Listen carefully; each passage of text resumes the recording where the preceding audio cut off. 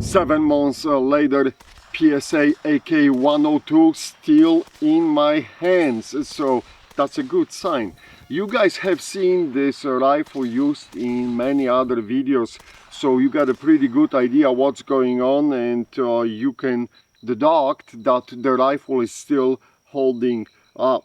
But I thought, reading your comments and you basically demanding an update on AK102, that I'll give you the update on what's going on with this rifle. So as you can see, it basically stayed in the same form. All rounds shot are always shot suppressed. So I have slowly reached a mark of 3,000 rounds, and I know some of you may be disappointed with lack of fast progression on those rounds count, but it is what it is, guys. You know what the situation with the ammo is and everything. That being said, since the last episode, I switched to the both 55 and 62 grainers, and as you can see, green tips in the magazine. So the rifle works perfectly fine with either one, and I do not see a huge accuracy difference between either 55 or 62 grain. I did not try the 77 grain. That will be something what I'll have to do probably in the winter time frame. Now, going back to the accuracy, the rifle stays really nicely with that annihilator combo. I'm telling you, this is like my favorite setup for this rifle. What I got here, the annihilator combo with 3X, and we still are able to ring the targets at 400 and 500 yards without much of a stress, which is really, really good. If you put the rifle on the paper, it stays below 2 MOA. So nothing shocking, nothing, you know, like a jaw dropping, but it maintains a decent accuracy, which, if you have to, enables you to reach out and touch something. Now, I have zero malfunctions with this rifle to this day. Knock knock on the wood. So all I'm telling you is my experience with this example, guys, and I'm not going to lie, I'm not going to cheat, because what's the point? But rifle truly performs great, and it works with me day in and day out. This rifle is in the woods almost every day, so I'm carrying it all over the places, and the rifle proven himself. It saved quite a few animals, and it put some real beasts to the ground. And that's all I'm going to say. I'm not going to show any pictures. I don't take those, you know, trophy pictures very often, but it did defend some cool things, and it put some bad things to the ground, let's put it that way.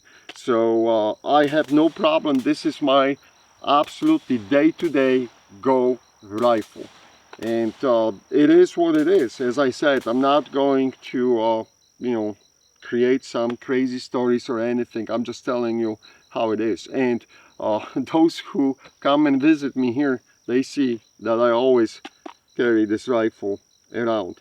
So, but that being said, I did not check, I did not take it apart even once. So let me remove the magazine. I created like a little blanket from my coat. And the chamber is empty, so I'm not crazy, but I'm just showing you guys, so you're not going to go insane. Oh, speaking about the different magazines, some of you were asking if those rifles take the barrel magazines. Yes, they do work perfectly fine, no issues whatsoever. So if you want to use the barrel magazines, you can use the barrel magazines in those rifles. All right, let me remove the wonderful annihilator combo from the AK102 store, AK4774.com. Shameless plug. There you go. But the story is keeping us alive, guys. That's, I don't take money from anyone. I know some haters or something else. Guys, PSA is not paying me. I did not take even 1 penny from PSA. I purchased the shed from them, and that's how it works. So hey, if you don't like that, then I don't know what else to tell you. And we'll talk about the PSA in a second. how this is, what's going on with other people's rifles, and we'll go from there. Okay, recoil spring, there's not much on the recoil spring, and I'm going to pull out the bolt and the bolt carrier. As you can see, it's completely dry, and I will hold it like this. No, basically no lubrication, and all rounds were shot suppressed. And as you can see, there's a tons of gunk on that piston head. There is some deposits on it. I don't know what is this. I'll just use my glove. There are some deposits on the piston. I don't know what is it. But judging on the back, we talked at the beginning about slight deformation in the rear, and that deformation is not progressing. So there you go, guys. There is a mark on the rear end of the bolt carrier, but nothing is progressing, and everything here on the bolt carrier is looking good. So that's a good thing. As far as the bolt, let's check those locking locks. Everything here is looking decent under the coat of the dirt. I do not see, like, you know, step down of surfaces or anything. So this is looking perfectly normal. Normally aging the bolt. If you guys are seeing something, and I'll wipe it off a little bit before the pictures, so you can see something, tell me.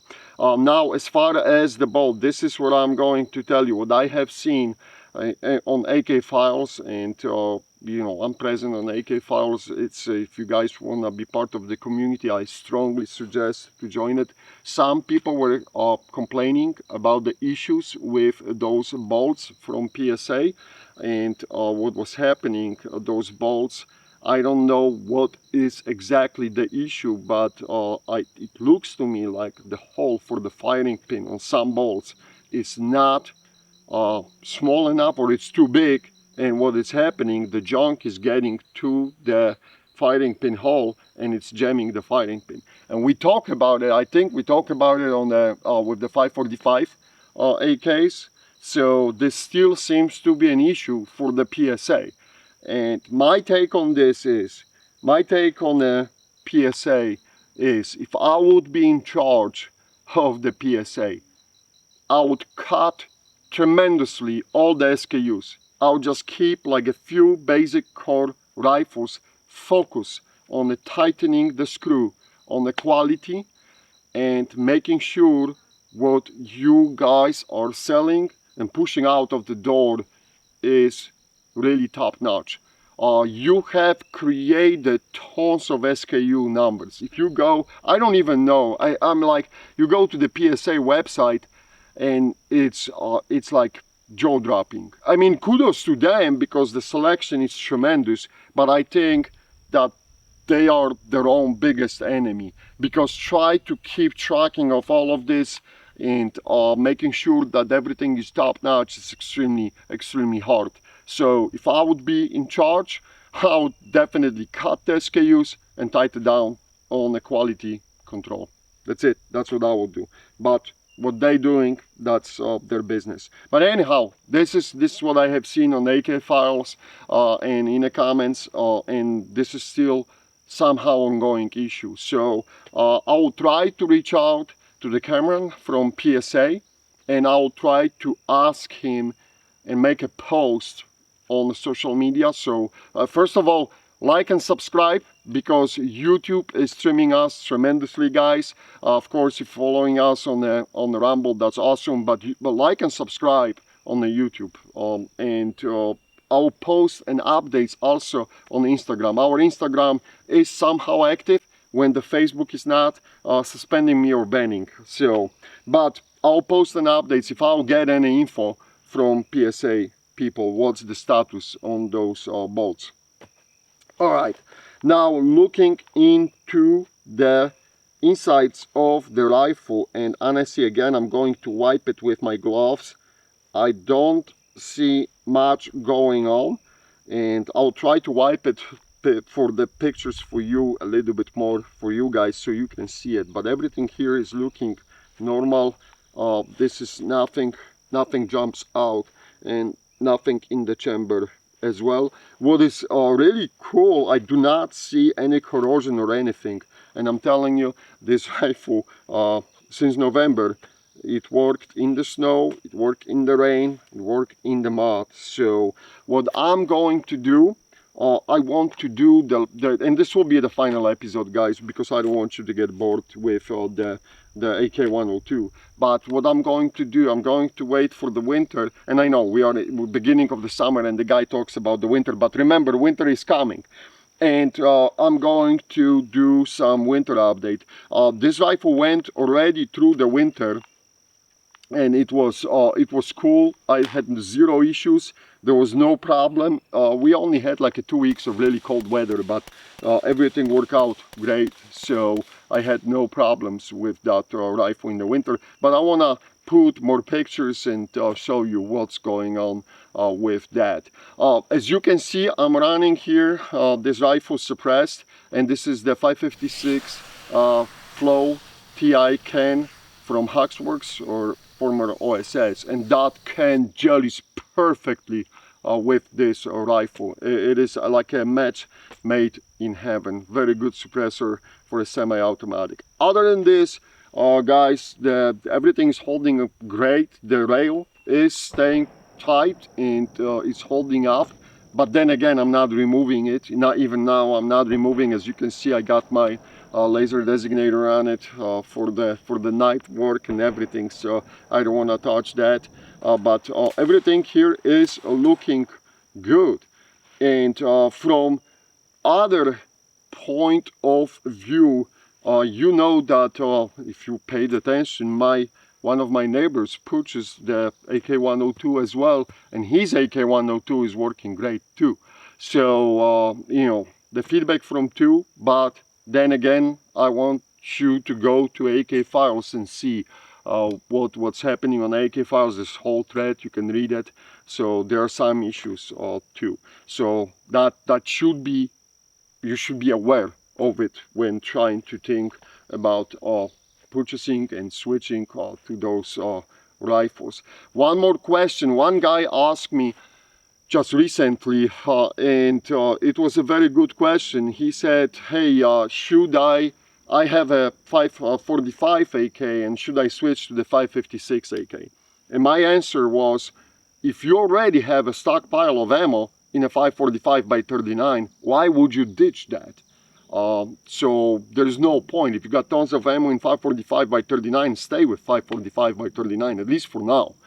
If you are a new person which is coming in and just got the 545 by 39 AK and thinking about paying 70, I think 3 cents per round right now, I would not do that. I would, as a new guy coming in and without the stockpile of ammo in a 545, I would not purchase the 545 rifle. 556, you paying 50% less for ammo, and you can get the decent quality ammo at you know, half of the price. So hard to argue with the figures, and unfortunately it is what it is. But if you already have the ammo in 545 and tons of it, why would you, you know, walk away from it? So that's my reasoning, and I know a lot of you is asking the same questions, so that's my line of thinking. All right, guys, this is it.